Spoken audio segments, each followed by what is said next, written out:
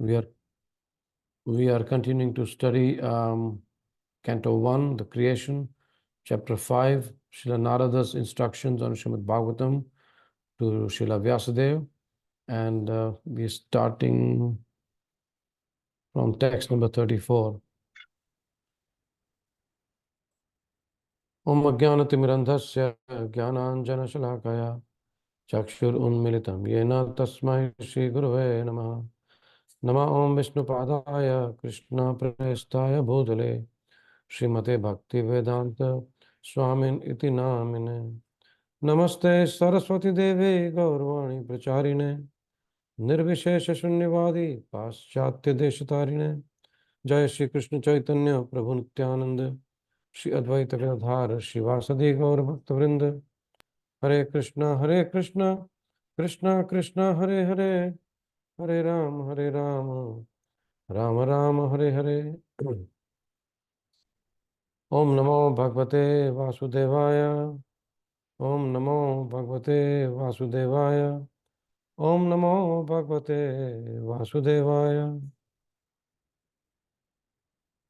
So this is a series of verses where Narad Muni is advising Vyasadeva to reveal in his writings basically two things: the principles of hearing about Krishna, the Almighty Lord, and also the principle of working for him.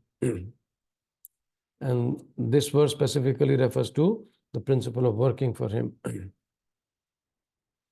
So last couple of verses also are showing us, yes, Narad Muni is saying that, yes, this is a very confidential knowledge which he received from the Bhaktivedantist, from the wonderful devotees who were in his house when he was a little boy. And Narad Muni actually says, yes, this is a very confidential knowledge. Now we might think, we have been in the movement for some time and we know this, what's the big deal about it? But actually, when we analyze it deeply and we put into practice, it is a very, I can say, tricky science. Tricky because at every step we have to really understand the concept, do some introspection, and balance our life in a very progressive manner. So verse number 34.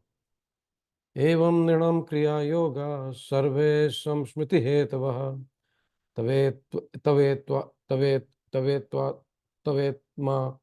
ta evatma vinashaya kalpante kalpitaha pare. Word to word. Evam, thus, nirnam, of the human being, kriya yoga, all activities, sarve, everything, samsmriti, material existence, hetabah, causes, te, that, eva, certainly, atma, the tree of work, vinashaya, killing, kalpante, become competent, kalpitaha, dedicated, pare, unto the transcendence. Does someone want to read the translation, please? Yes, Prabhu. Oh, good soil. We are doing 34, verse number 34. Oh, sorry, Prabhu. That's all right. One second. Just the translation, please, Prabhu. Yeah. Thus, when all a man's activities are dedicated to the service of the Lord, those very activities which cause his perpetual bondage become the destroyer of the tree of work. Yes. So Prabhupada here in the purport relates to the chapter 15 of Bhagavad Gita. Fruity work which has perpetually engaged a living being is compared to the banyan tree in the Bhagavad Gita, for it is certainly very deep rooted. As long as the propensity for enjoying the fruit of work is there, one has to continue the transmigration of the soul from one body or place to another, according to one's nature of work. The propensity for enjoyment may be turned into the desire for serving the mission of the Lord. Very important statement. The propensity for enjoyment may be turned into the desire for serving the mission of the Lord. By doing so, one's activity is changed into karma yoga, or the way by which one can attain spiritual perfection while engaging in the work for which he has a natural tendency. Here the word Atma indicates the categories of all fruity work. The conclusion is that when the result of all fruity work and other work is dovetailed with the service of the Lord, it will cease to generate further karma and will gradually develop into transcendental devotional service, which will not only cut off completely the root of the banyan tree of work, but will also carry the performer to the lotus feet of the Lord.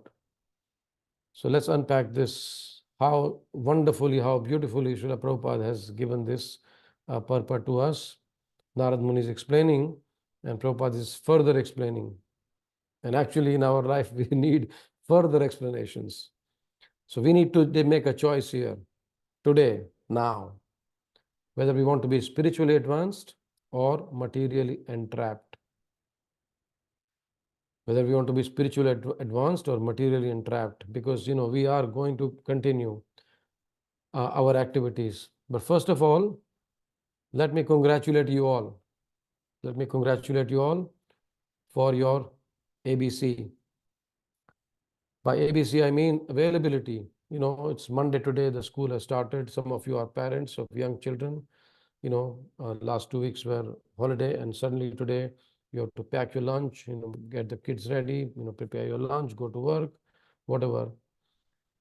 So even now, with your young kids and all the additional services in the house, you're still available to hear the Śrīmad-Bhāgavatam.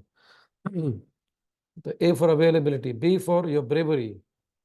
When I say bravery, what I mean is that Śrīmad-Bhāgavatam is actually basically confronting all our aspects of life, all our ideas of life, all our activities of life. And then we are brave enough to face that confrontational challenge, and we are still here hearing Śrīmad-Bhāgavatam. Whatever we thought of that what we are doing wonderful, Bhagavatam says actually no. There are many more deeper levels and many more steps for you to go higher. So we commend you for your bravery also. And the third C is, of course, for your consistency and for your commitment in coming regularly. We can see the number of devotees are very consistent. Of course, we would like these number of devotees to grow. And if we follow the principle of each one teach one, just try to get one person who will be interested in Srimad Bhagavatam. Generally, this is not a platform for newcomers, but if you know some devotees who are in the movement, who've been practicing and would like to hear a condensed version of Srimad Bhagavatam for half an hour, we can still invite them and encourage them to hear. So here we see that Prabhupada is saying that yes, we can change our enjoyment, the propensity for enjoyment, into desire for serving the mission of the Lord. And Prabhupada uses a very nice word many times, the word dovetail. I like this word dovetail very much, because everything can be dovetailed in the service of Krishna. So Prabhupada says the conclusion is that when the result of all fruitive and other work is dovetailed with the service of the Lord, it will not only cease to generate further karma, but also gradually develop into the loving devotional service to the Lord. So yes, we keep on working, but we dovetail this work into the service of the Lord. Now, how that happens, Prabhupada explains in the second paragraph of this purport wonderfully. So I'll read the second paragraph of 1.534.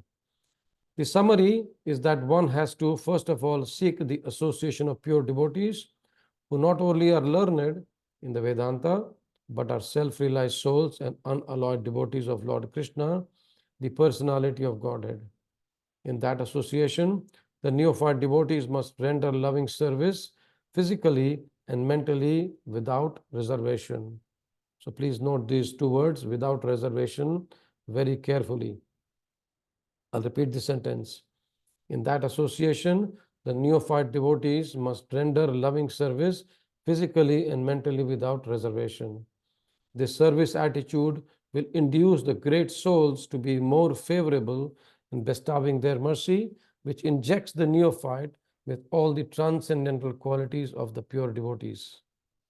Gradually, this is developed into a strong attachment to hearing the transcendental pastimes of the Lord, Vishwakshena Kathashriyaha, which makes him able to catch up the constitutional position of the gross and subtle bodies, and beyond them, the knowledge of the pure soul and his eternal relationship with the Supreme Soul, the personality of Godhead.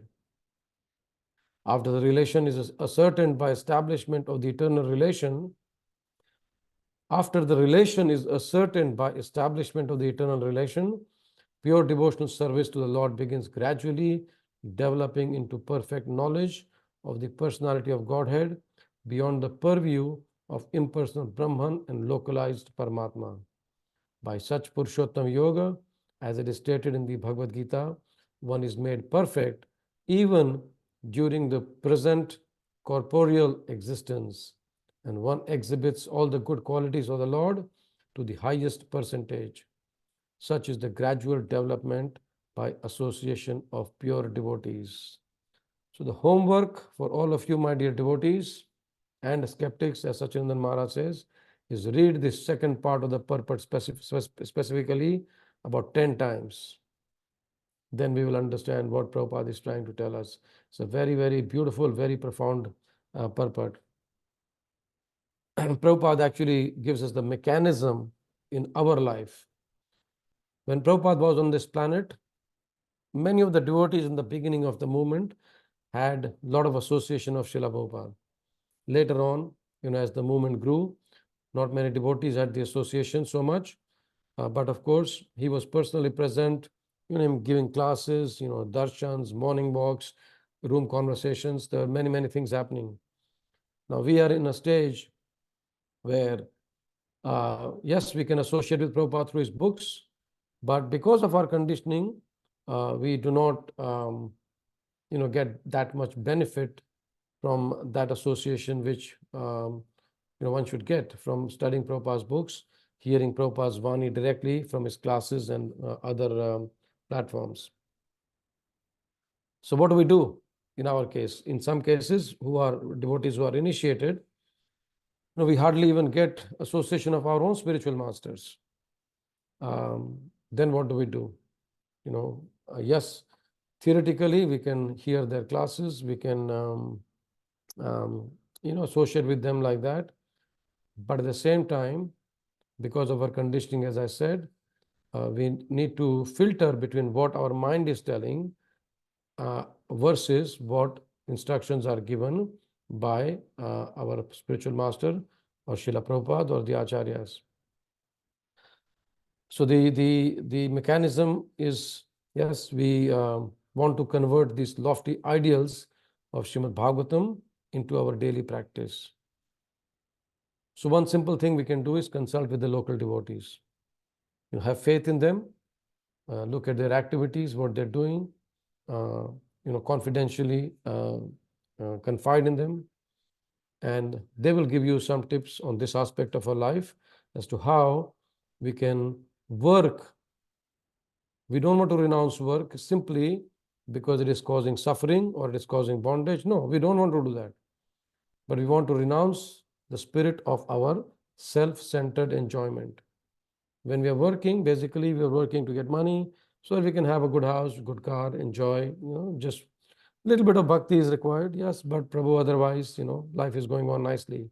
No, we need to go deeper, we need to go higher. So here, Nārada Muni and Srila Prabhupada is giving us the mechanism by which we can, instead of becoming enslaved by our work, how can the same work award us the freedom? And as we said, this is a very confidential knowledge which Nārada Muni describes. He actually says in the verses 30 to 31 that this is a very confidential knowledge.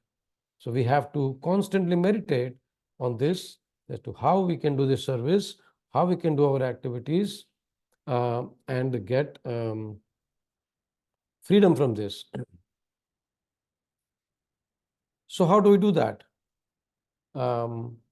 We are trying to accumulate things here. Someone who are young, You're trying to get a house. If you have a house, you're trying to get a bigger house, better house, better positions, better situations. All these things we are trying to accumulate here. On the other hand, we are told that yes, you work in the spirit of renunciation. So this tension as devotees we are facing in our spiritual lives. But following the example of Parikshit Maharaj, later on in the second canto, Parikshit Maharaj actually, Sukdev Goswami, Suta Goswami actually, he's trying to uh, delineate as to what is Parikshit Maharaj's mood. In the fourth chapter, Parikshit Maharaj's, his qualities are described. Atmajaya Sutagara Pashudra Vina Bandhushu Rajye cha vikale nityam virudham mamatam jaho. Very nice word is used, cha avikale. Avikale means without being disturbed. So what did he do without being disturbed? He gave up 7 things. Atma jaya sutagara pashu dravina bandhushu. Atma means his own body. Jaya means his wife. Suta means his children or son. In his case, he was a son. Agar. Agar is a palace. Either it can be a palace or agar actually can be a prison also if we take it materially. So Atma Jaya Sutagara Pashu. Pashu means horses and elephants, all is cavalry. In our case, it can be the car in modern terms. Dravina means his treasury. Bandhushu, his friends and relatives. Rajye, the kingdom. So he gave up 7 things. He gave up his wife, his son, his palace, his horses and elephants, his cavalry, his treasury, his friends and relatives, and ultimately the kingdom. But how did he give it up? Without being disturbed. And why did he give it up? Why is these things are so important? Because he says, Nityam virudham mamatam jaho. He says, these things were a constant cause of deep-rooted affection for him. And for us also, we can see that these 7 things are constant binding for us, constantly binding. Why? Because of our deep-rooted affection for these things. And this purport in this verse, Prabhupada translates that, actually it's not given in the Sanskrit, but Prabhupada translates that Maharaj Parikshit as a result of his wholehearted attraction for Lord Krishna. So even in our case, we can only give up these things when we have wholehearted attraction for Krishna. So slowly,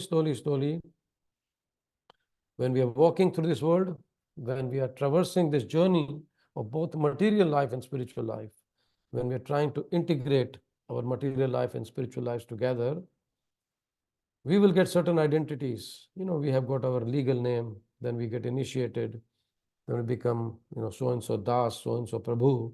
So we get certain identities. We'll be given certain facilities. We are given this house, we are given, some platforms to speak, we are given some facilities, and then we are given some abilities. Krishna gives us some abilities. As and when we start using our services in Krishna service, our abilities in Krishna service, Krishna gives us more and more abilities. So we get these identities, we get some facilities, and we get some abilities. What we must understand is that we have to utilize these services for the pleasure of Krishna. But eventually, when the death comes, ultimately Krishna will take away all these identities, all these facilities, and all these abilities. We have to give these things up. So whatever we are given, whether these 7 things which Parikshit Maharaj gave us, or these 3 things, identities, facilities, and abilities, if we are holding on to these things in our spiritual life, at the time of death, it will be snatched away from us. And it will be very, very, very, very painful.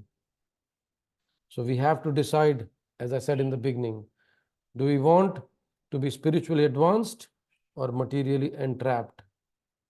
So we have to take decisions slowly whether we want the material nature to strip us of everything from us violently at the time of death, or do we want to give these things up ourselves by using our identity, our facility, and our ability in the service of Lord Krishna? Krishna, very interestingly, he says in the 8th chapter of Bhagavad Gita, what does he say? Antkale cha mam evas maran muktva kalevaram, right? He says, yes, whosoever at the end of this life quits his body, remembering me alone, at once attains my nature. And he says, of this there's no doubt. But then he also says that whatever state of being one remembers when he quits his body, O son of Kunti, that state he will attain without fail. So this entails our sadhana bhakti, our practice, that slowly we want to become Krishna conscious. Yesterday we were talking, some time back we had some devotees come to our house for a meeting, and on my wall I had put 4 posters. As you enter the house, on the right hand side we have a wall, and I put 4 posters. I said, be conscious. Second poster was be devotee conscious. Third poster was be Prabhupada conscious. And fourth poster was be Krishna conscious. So be conscious, be devotee conscious, be Prabhupada conscious, be Krishna conscious, but all this in one moment. So when we are trying to become Krishna conscious, when we understand that we convert whatever activities we are doing into devotional service, one important word, the most important word for us, which will change our activities, normal mundane activities, into Krishna consciousness, is our consciousness. Now, immediately after Krishna speaks these 2 verses in chapter 8, that at the end of your life, whatever you think of, you'll attain that. Arjun thinks, okay, great, I'm going to leave everything. And we might also say, yes, Prabhu, it's difficult. So Krishna immediately in that verse, he gives us a very wonderful tip. Tasmat sarveshu kaleshu mam anusmara yudhyacha mayarpita mano buddhir mam eva shashi asamshayaha. Again, he uses the word asamshayaha, without any doubt. What I was supposed to do? He says, while doing our duty, he says, Arjuna, you should always think of me in the form of Krishna, and at the same time carry out your prescribed duty of fighting. With your activities dedicated to me and your mind and intelligence fixed on me, you will attain me without doubt. So, my dear devotees, when we are on the path of Krishna consciousness, we should know this intricate art, the intricate science. We should use our intelligence. We should use the facility of our local senior devotees to find out how at every step I can convert my activity of just normal mundane activity into of earning money, of raising children, of doing anything, some recreation. How can I convert that into loving devotion service? As Prabhupada says in this purport, that slowly and gradually this karma yoga will become bhakti yoga, and bhakti yoga will become Shuddha Bhakti Yoga, pure devotion service. So we have to use this identity, facility, and ability in Krishna service. Any questions on this verse? Any comments and reflections before we move on to the next verse?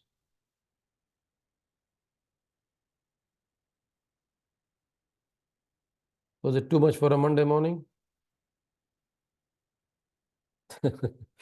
Okay, so we continue. Prabhupada, again, I repeat this. Prabhupada uses in the second paragraph, the second line. He says, in that association of pure devotees, the neophyte devotees must render loving service physically and mentally without reservation. Without reservation. We have many reservations these days. Even our spiritual master is giving us service according to what we want and not what is desired. That is the level we have come to now. So we'll continue with verse 35. Does someone want to recite this verse, please? Hare Very Krishna well. Prabhu. Yes. Yes, please. Yat tatra kriyate karma bhakpat परितोषणं ज्ञानं यत्तत् अधीनं हि भक्ति-yoga समन्वितम् Very beautiful, Mataji. Can you recite once again, please? यत् अत्र क्रियते कर्म भगवत् परितोषणं ज्ञानं यत्तत् अधीनं हि भक्ति-yoga समन्वितम्. Can you also read the word to word, please, Mataji? Yes.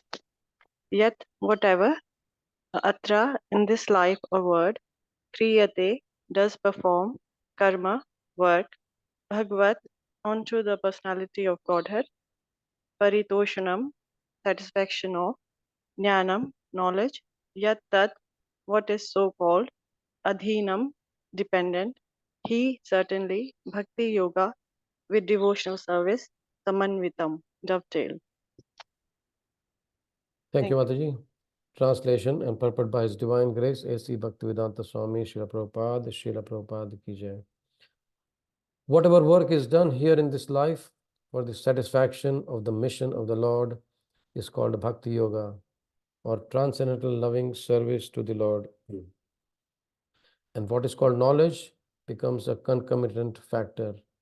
So Narad Muni again continues with how we can convert our service into our activities, normal activities, into devotional service. Anyone wants to read this purport, please? I can read. Hare Krishna Yes. Prabhu. The general and popular notion is that by discharging fruitive work in terms of the direction of the scriptures, one becomes perfectly able to acquire transcendental knowledge for spiritual realization. Bhakti yoga is considered by some to be another form of karma. But factually, Bhakti yoga is above both karma and jnana. Bhakti yoga is independent of jnana and karma. On the other hand, jnana and karma are dependent on Bhakti yoga. This Kriya Yoga or Karma Yoga, as recommended by Sri Nārada to Vyasa, is specifically recommended because the principle is to satisfy the Lord. The Lord does not want his sons, the living beings, to suffer the threefold miseries of life. He desires that all of them come to him and live with him. But going back to Godhead means that one must purify himself from material infections. When work is performed, therefore, to satisfy the Lord, the performer becomes gradually purified from the material affection. This purification means attainment of spiritual knowledge.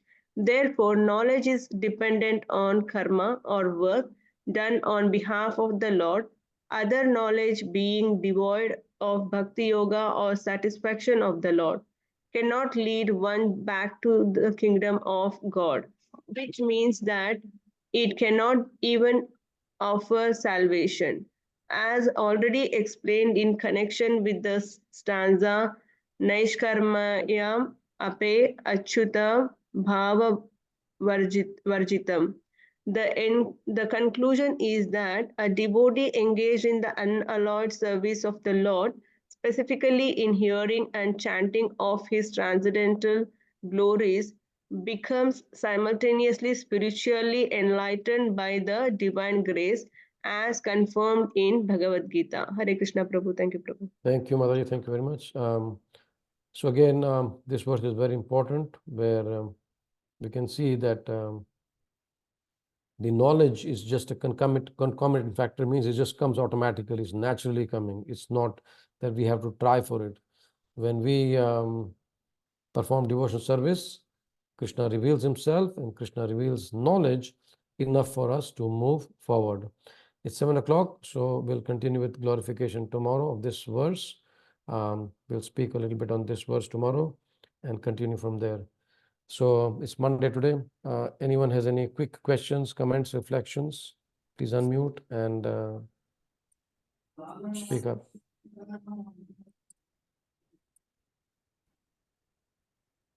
Okay, thank you very much, everyone. Hare Krishna. Have a wonderful devotional day.